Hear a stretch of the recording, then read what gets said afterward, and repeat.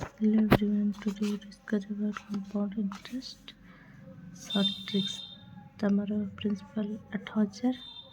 rate है 5% T है 3 year time period तमर कौन हो कंपाउंड इंटरेस्ट फर्स्ट ईयर के 8000 इंटू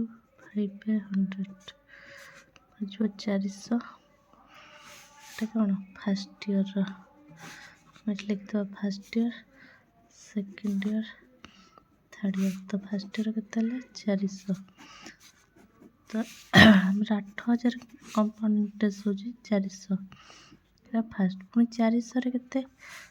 400 इंटू 520 तो सेकेंड ईयर के 420 थर्ड ईयर पुणी 400 8000 400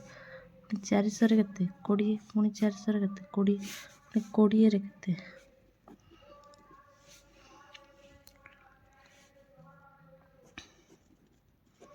1